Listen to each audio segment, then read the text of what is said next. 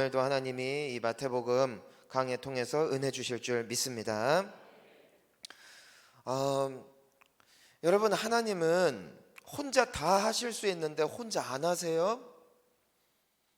반드시 사람을 통해 일하시는데 누구를 통해 일하시냐면은, 자, 따라합니다. 순종하는 사람. 오늘 우리가 오전에 다윗 이야기를 함께 나누었습니다. 다윗이 골리앗을 때려잡고 하나님께서 부르시는 승리의 길로 나아가는 데는 늘 무엇이 함께 따랐냐면은 순종이 따랐다는 것이지요. 먼저 그의 일상 속에서의 충성함으로 하나님께 순종했지요. 또 남들은 다 비관적으로 전혀 믿음 없는 현실적인 상황만을 놓고 마구마구 불평불만할 때에 그는 하나님을 믿는 믿음으로 순종함으로 그의 입술을 복되게 지켰지요.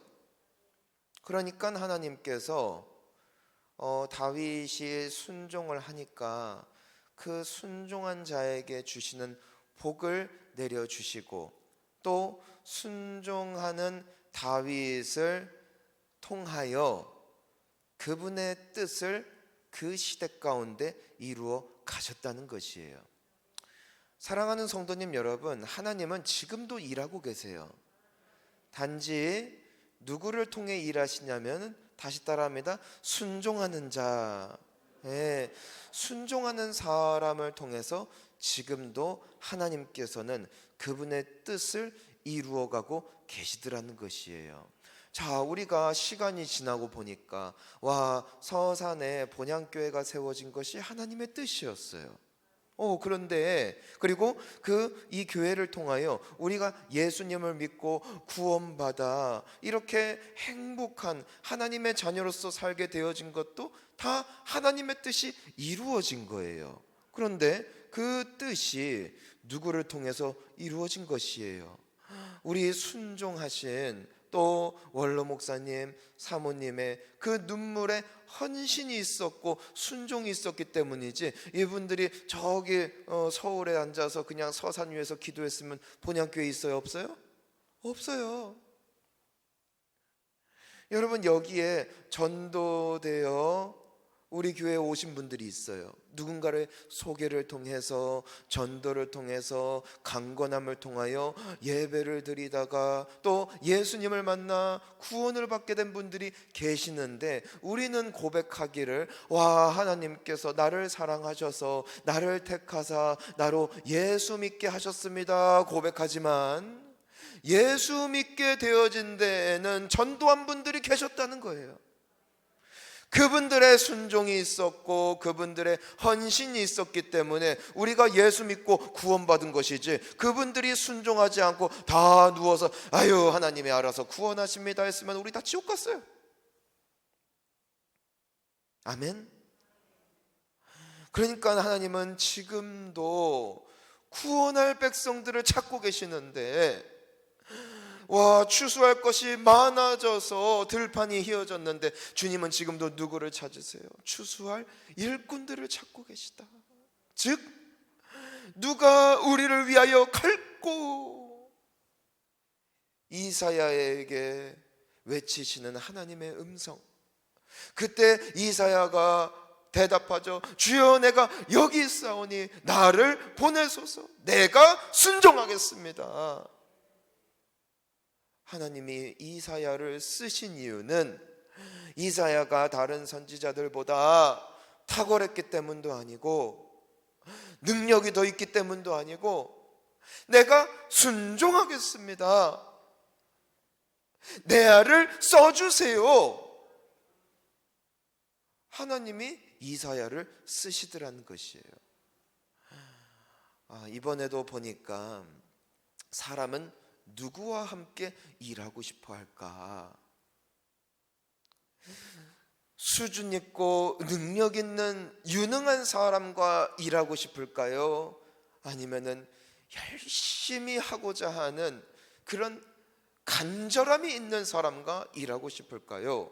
물어보니까 2번이더래요. 2번. 아무리 재능이 있어도 마음에 열정도 없고 하고자 하는 마음도 없어서 빌어야 돼, 제발 좀 해주세요 해서 빌어서 간신히 앉혀 놓으면은요, 그럼 또 해내죠. 하지만 함께 가기가 너무 힘들어요. 그런데 비록 지금은 다듬어지지 않았지만 그 하고자 하는 간절함 있잖아요. 내가 어떻게든 이 일에 동참하고 싶고 함께 하고 싶고, 그런 사람이 눈에 들어오더라는 것이죠. 제가 한 말이 아니라 강호동이 한 말이에요. 강호동이 이수근을 왜 뽑았나 보니까 처음 예능을 같이 했을 때 완전히 죽었대요. 그런데 이수근만큼은 의자 끝에 걸터 앉아 있더래요. 언제라도 멘트 한번 쳐보려고. 근데 쪽박 찼어요 그냥. 근데 그 의자 끝에 앉아서 다리를 달달달 떨면서 어떻게든 타이밍 맞춰서 해보려는 그거 보고 그 사람을 찝었다는 거예요. 1박 2일. 그래서 지금도 같이 가지요. 하나님은 이런 자들을 찾으신다는 거예요. 뭔가 수준이 있고 고상한 사람이 아니라 조금 떨어져도 튀어나가려는 그 마음이 있는 사람들 있잖아요. 그들이 제자들이에요. 예수님이 부자 청년도 부르시고 수준 있는 사람들도 부르는데 그 사람들은 고민해요. 할까 말까 계산이 돼요. 그런데 예수님이 부르신 제자들은 뭐 별거 없어요. 근데 그들은 헌신하기 원해요. 충성하기를 원해요. 예수님 따라가려고 막 가슴에 막 불이 타올라요. 오합지졸이지만 예수님이 그들을 부르세요. 사랑하는 성도님 여러분, 주님이 찾으시는 그 열정, 그 열심, 이 또한 하나님의 은혜인 줄 믿습니다. 아니, 다 하나님 앞에 그런 삶이 살아가고 싶죠. 그런데 문제가 뭐예요? 내 가슴에 불이 없는 걸 어떻게 해요? 주님이 은혜 주시면 꺼졌던 불도 다시 살아나더라고요. 차갑게 식었던 가슴이 다시 뜨거워지는 거예요. 이게 은혜예요. 저도 막 이렇게 목회자 길을 걸을 때 저는 늘 뜨거울 줄 알았어요. 근데 얼음장처럼 차가워지더라고요. 아내한테 고민 얘기를 했어요. 나 못해 먹겠다 이거. 나도 이럴 줄 몰랐다 했어요. 아니, 이럴 줄 알았으면 안 했지. 왜 이거예요?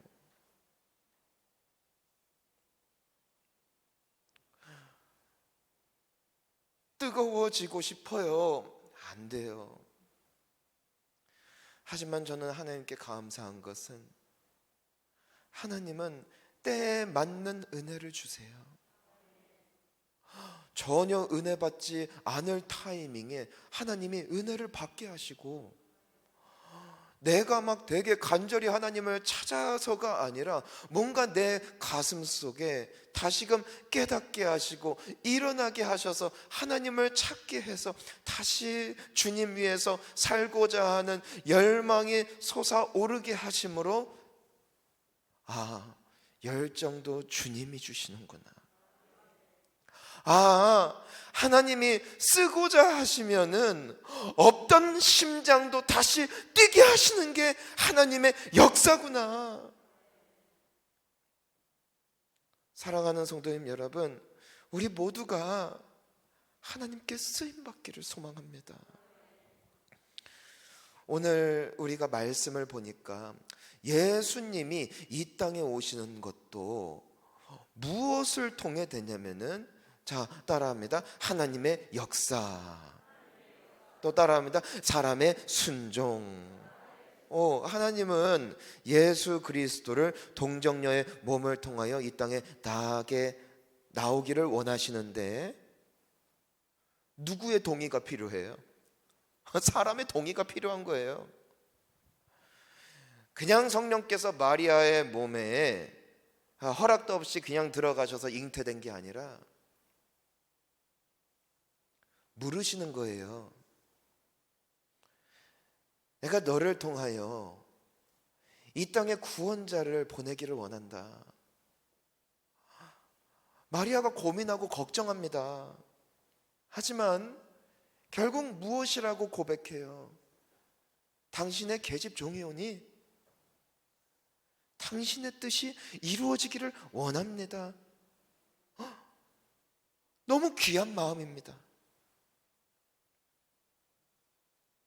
그런데 이 마리아의 순종이 필요하지만 또한 누구의 순종이 필요한가 보니까 남편의 순종도 필요한 거예요.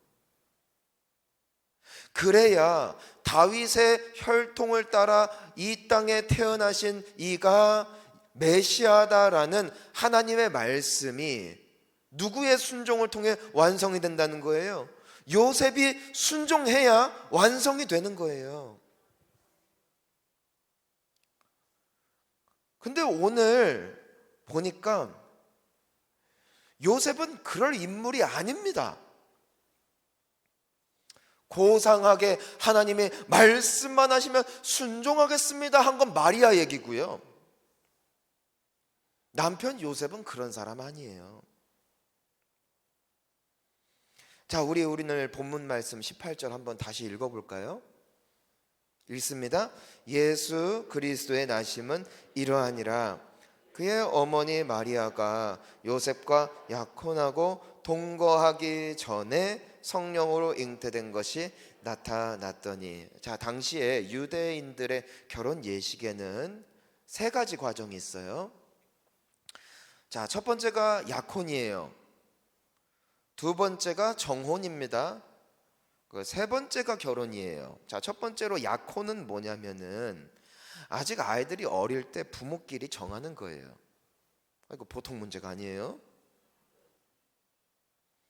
이유가 뭔가 하면은 당시 유대인들에게 있어서 결혼은 굉장히 중요한 예식이며 단순히 두 사람의 어떤 감정만으로 이루어지는 것이 아니라 하나님께서 짝지어 주심을 믿었기 때문에 부모 간에 짝지를 서로 정하고 약속을 하는 것이 아직 아이들이 어릴 때 이것이 결혼 예식의 첫 번째 단계였습니다. 물론 법적 효력은 없습니다.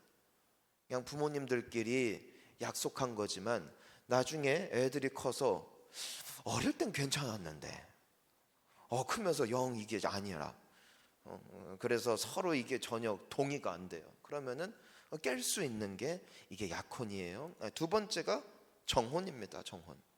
이것은 부모 간에도 승낙이 되었는데 이제는 이 남자 여자가 성장해서 본인들도 그 예식에 승낙을 한 거예요. 그 결혼을 동의를 한 것이에요. 이것이 정혼이에요. 이때부터 법적 효력이 있습니다. 결혼과 똑같은 거예요. 하지만 아직 결혼 예식이 없기 때문에 함께 동거하지 아니하고 결혼 예식을 할 때까지 서로가 서로를 위하여 소중하게 자신의 몸을 지키고 가꾸고 준비하는 과정이 이 정혼의 과정인데 지금 요셉과 마리아의 관계가 이 정혼 관계라는 것이에요. 부모님들의 동의가 있었고 이들도 서로를 향한 사랑을 맹세하고 또 언약의 관계가 되어진 관계. 이젠 몇 년 동안 서로를 가꾸고 혼수도 준비하고 굉장히 중요한 시기였다는 것이요. 근데 아직 동거도 안 했어요. 서로 간에 영원한 사랑을 맹세했다고요. 근데 이 마리아 여인이 임신한 게 드러난 거예요. 이것은 언약을 파기한 겁니다. 때문에 당시 유대인들의 법에 의하면 신명기 22장에 그대로 나와 있는데 이와 같은 자는 돌로 쳐서 죽이라고 되어 있습니다. 여러분 근데요 오늘날도 무슬림들은 진짜로 돌로 때려잡죠. 당시 유대인들은 진짜 돌을 던졌습니다. 그러니까 스데반 집사님도 죽이잖아요. 돌 던져서. 사도 바울도 죽이려고 돌을 제발 던지잖아요. 어떻게 진짜 기적적으로 살아난 거지. 충분히 그럴 만한 상황이었습니다. 그런데 19절을 보니까 뭐라고 되어 있습니까? 읽습니다. 그의 남편 요셉은 의로운 사람이라 그를 드러내지 아니하고 가만히 끊고자 하여. 다른 남자였으면 막 노발대발 막 난리가 났겠죠. 예? 어떻게 약속해놓고 딴 남자랑 잤냐 이거예요. 죽여야죠. 아멘? 죽여야죠. 근데 요셉은 의로운 사람이다. 착한 사람. 그러니까 이것을 드러내지 않아요. 비밀로 감춰요. 하지만 함께 갈 생각은 없어요.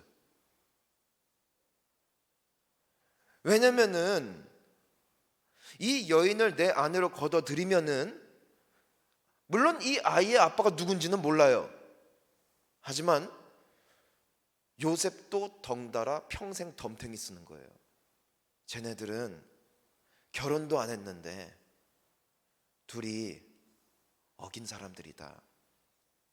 그러면은 원래 마리아만 돌 맞아 죽어야 되는데 요셉도 같이 돌 맞아 죽을 수 있는 거예요. 법을 어겼으니까.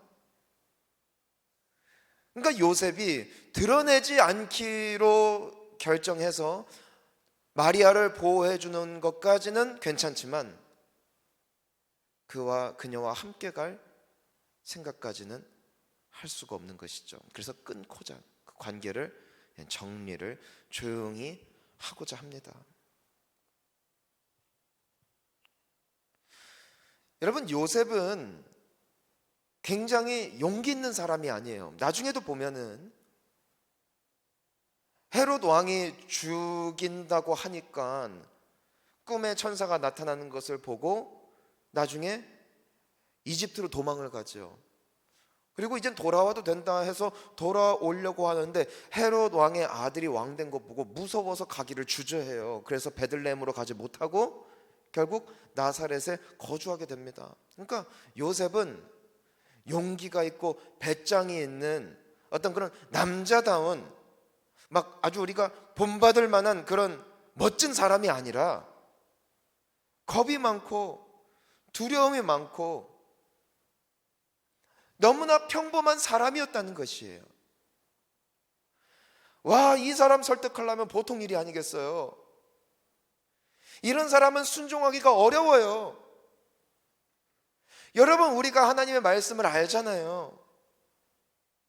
근데 왜 못해요? 무서워서 못하잖아요. 겁이 나고 내 앞길이 캄캄하고 나의 삶을 그 믿음 하나만으로 다 내어 던지기에는 내 믿음도 약한 거예요. 그것이 요셉의 모습, 우리의 약함이지요. 하지만 순종 없이는 하나님의 뜻이 이루어질 수가 없어요.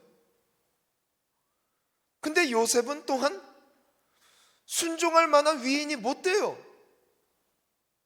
어떡하냐고요? 이럴 때는. 자, 따라하겠습니다. 하나님은 우리를 너무 잘하셔서 탁월하게 다루실 수 있습니다. 여러분 사람마다요 꽂히는 포인트가 다 달라요. 누군가에게는요 그냥 작은 접촉사고만 나도 어떤 분들은 아이고 뭐니 나 하나님이 나에게 뭔가 말씀하시는가 보다. 그래서 정신 차리는 분들이 계세요. 최근에 어떤 분도 딸이 운전하다가 교통사고를 난 거예요. 큰 사고도 아니고 그냥 살짝 비껴갔어요. 여느 사람이었으면은 아유 운 좋았다 하고 그냥 넘어가거든요. 근데 이분은 그 사고 소식을 듣자마자 야, 하나님이 드디어 작업 들어가셨구나. 야, 그동안 내가 이 코로나 이후로 또 여러 이유로 내가 이제는 교회 생활도 대충대충 하려는 나에게 하나님이 사인을 주시는구나. 바로 그 주부터 봉사에 들어갔어요. 저한테 와서 이런 일이 있었다고. 내가 봤을 땐 별일 아니거든요. 하나님이 그분 쓰시려니까 너무 잘 알아요. 얘는 그냥 살짝만 비껴만 가도 된다. 대신 본인 사건이면 안 돼요. 딸 건드려야 돼, 딸. 그 사람의 내면이 언제 가장 흔들릴 수 있는지를 하나님은 정확한 포인트를 잡으시고 사인을 주시니까 와, 우리 해야죠. 우리 해야죠. 별짓해도 안 해요. 하나님이 이렇게 하시니까 바로 시작했어요. 어떤 분은요, 하나님이 막 안 될 일도 막 되게 해요. 그런데 어떤 사람은 안 될 일도 되게 하면은 진짜 지가 한 줄 알고 막 다 자만해져요.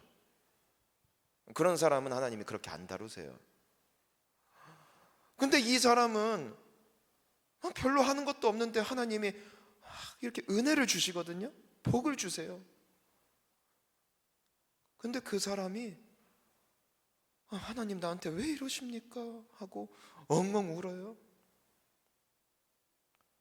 그리고 내가 주를 위해 생명 바치겠습니다 하고 그냥 다 갖다 바쳐요. 어떤 사람은 그렇게 하면요 그것만 쏙 빼먹고 그냥 세상으로 돌아가요. 그럼 그 사람 죽는 거예요. 하나님은 우리를 너무 잘 알아요. 그래서 그런 포인트로 이 사람의 마음이 움직일 수 있는 것을 하나님이 아시고 그 사람 쓰시기 위하여 은혜를 막 주세요.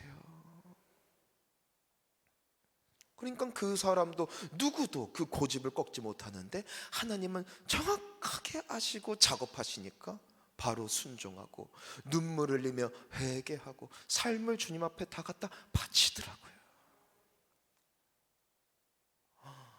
요셉은 꿈이에요, 꿈.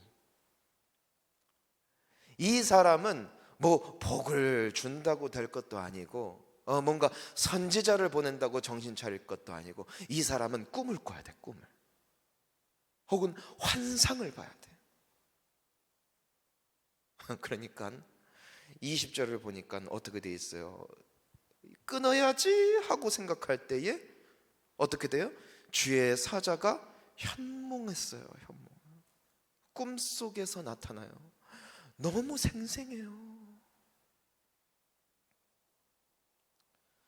그러면서 말씀하시죠. 뭐라고 말씀하세요? 다윗의 자손 요셉아, 내 아내 데려오기를 무서워하지 말라. 그에게 잉태된 자는 성령으로 된 것이라.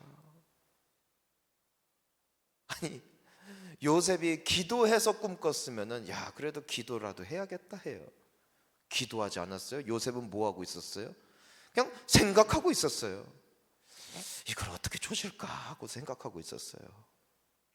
어떻게 하면은 이 위기에서 내가 안전할 수 있을까 머리 굴리고 있었어요. 순종할 생각 하나도 없어요. 그런데 꿈속에서 주의 천사가 나타나서 다이렉트로 말해버리니까 와, 이것만큼 큰 게 없는 거예요. 여러분, 아브라함은요 굉장히 감수성이 예민한 사람 같아요. 하나님이 그날따라 구름 없는 밤에 아브라함 데리고 나가잖아요. 별을 보여주세요. 별을 보니까 막 아주 심장이 쿵 하고 내려앉을 만큼 압도되는 그날 밤, 하나님이 아브라함에게 말씀하시죠. 네 자녀가 이렇게 될 거야. 아브라함의 마음이 녹아내렸어요. 만약에 대낮에 그렇게 될 거야 하면은 에휴, 하나님은 무드도 없다고 안 믿어요. 그런데 아브라함의 그 세심한 성향과 그 감성 어린 그 마음을 하나님은 너무나 잘 아시기 때문에 밤하늘의 별들 보여주며 그에게 약속 주시니까 아브라함이 어떻게 해요? 그 자리에서 믿어버렸어요. 만약에 다른 방법으로 말씀하셨으면 아브라함 못 믿어요. 이토록 하나님은 세미하게 말씀하시고 세심하게 각 사람에게 맞추어 일하심으로 그 사람으로 하여금 순종케 하셔서 그 사람을 쓰시더라고요. 와, 할렐루야.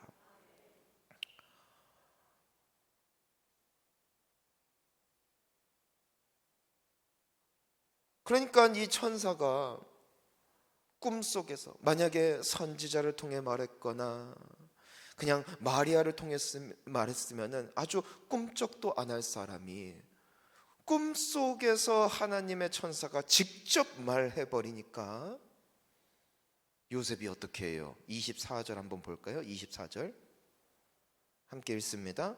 요셉이 잠에서 깨어 일어나 주의 사자의 분부대로 행하여 그의 아내를 데려왔으나 라고 돼 있죠. 잠에서 깨자마자 행했어요. 요셉이 믿음 좋아서예요? 아니라니까요. 요셉이 남자답기 때문이에요? 아니요. 전날 밤까지만 해도 어떻게 끊어낼까 생각하다가 머리 굴리다가 잠든 사람이라고요.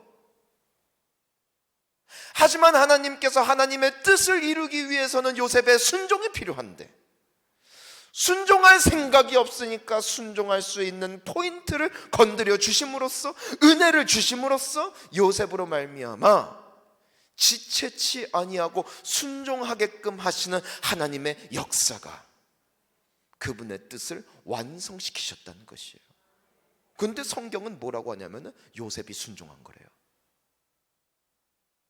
근데 순종하게끔 하신 은혜 주신 이가 누구라는 거예요?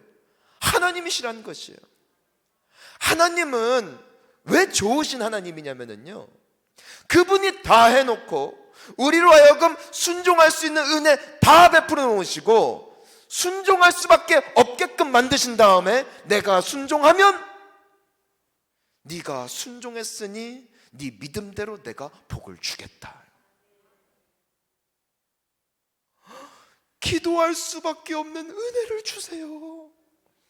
꼭 사건 사고가 있어서가 아니라 왜 내게 성령 주셔서 내 마음 감동해 주 예수 믿게 하는지 난 알 수 없도다.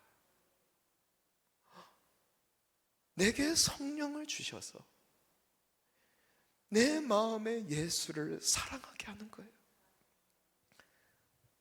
때에 맞는 은혜 나에게 맞추어 일하심으로 나로 하여금 주님을 끝까지 따라가게 만드시고 나를 통하여 이루고자 하시는 하나님의 뜻이 비록 나의 약함으로 인하여 순종하지 못하여 이루어지지 않을 것 같다 할지라도 하나님은 때에 맞는 은혜 베풀어 주셔서 순종케 하셔서 결국 하나님의 완전하신 뜻을 이루시는, 그리고 순종한 우리에게 상을 베푸시는 좋으신 하나님이신 줄 믿습니다.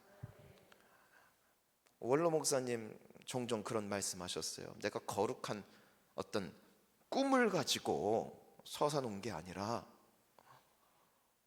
갈 데가 아니 교회 하라고 내주는 건물이 그 상가 2층밖에 없어서 한 거예요.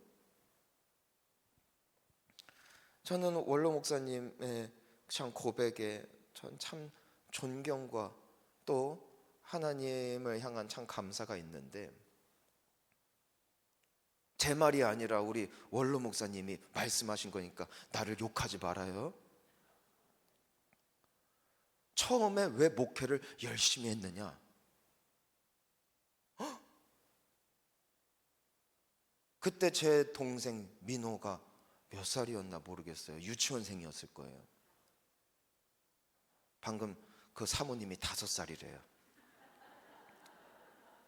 얼마나 이뻐요. 제일 이쁠 때예요. 그리고 저희 그 사모님이 잠자는 모습을 보는데, 아니 성도 한 명 없어요? 상가 건물이에요? 피가 거꾸로 섰더래요. 내가 이 사람도 책임져야 된다.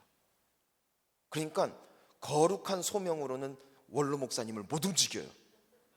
근데 이분은 가족에 대한 의리와 사랑은 충만한 분이라.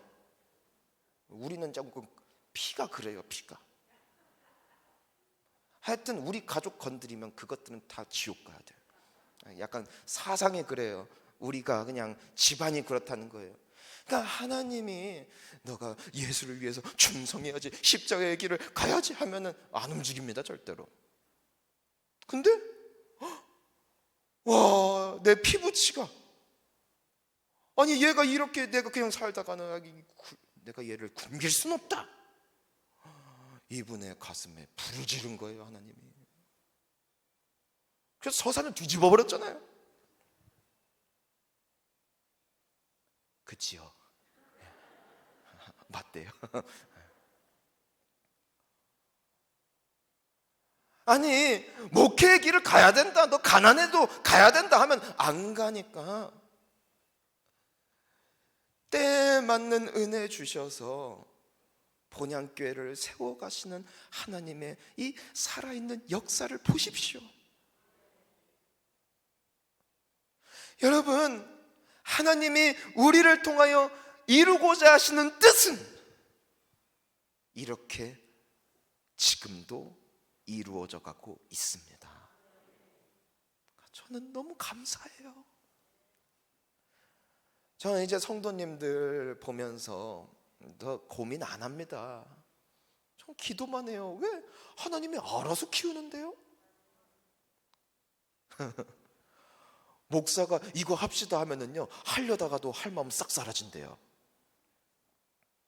그런데 주님이 그 사람 마음 움직이고자 하시잖아요. 작업하시잖아요. 어느 날 보니까 본인이 알아서 나와서 막 예배드리겠고 막 성령 충만해서 왜 은혜 받았는지도 몰라요. 주님이 다 하세요. 와, 하나님께서 우리 서산 본향교회를 사랑하시나 봐요. 요즘에는 새벽 예배도 뭐 막 닭달 안에도 막 40명씩 나와서 기도해요. 주야, 왜 왔는지 몰라. 와서 졸고 있거든. 근데도 와 있어요.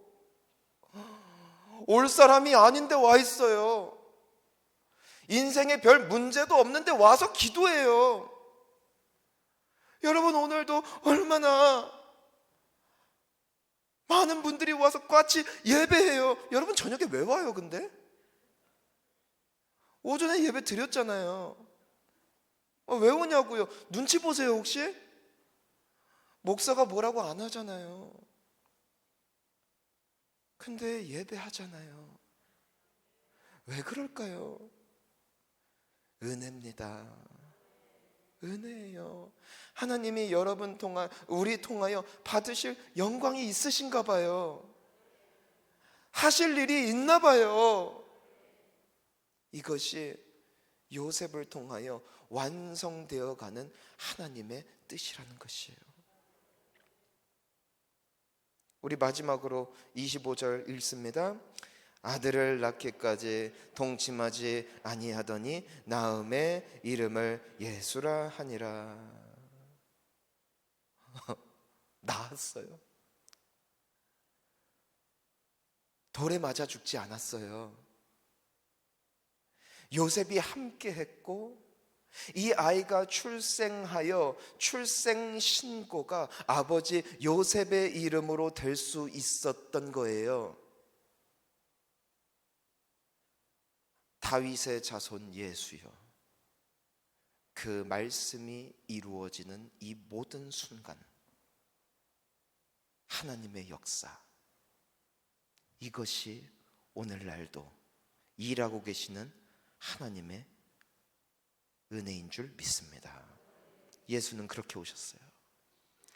연약한 인간, 하지만 완전하신 하나님의 뜻이 하나님의 은혜로 인하여 완성되고 있습니다. 우리를 통하여 받으실 하나님의 크고 놀라우신 영광, 우리를 보지 맙시다. 우리를 보지 맙시다. 우리는 또 언제 바뀔지 나도 나를 모르겠어요. 하지만 끝까지 함께 하시고 간섭하실 하나님의 은혜는 영원한 줄 믿습니다. 그리고 그 완전하신 하나님의 뜻이 하늘에서 이루어진 것 같이 하나님이 택하신 자녀들을 통하여 또한 땅에서도 이루어질 줄을 확신합니다. 그 은혜의 주인공 되신 여러분을 예수님의 이름으로 축복합니다. 담대하게 멋지게 돌아오는 한 주 주의 은혜 아래서 복 누리시기를 예수님의 이름으로 축원합니다.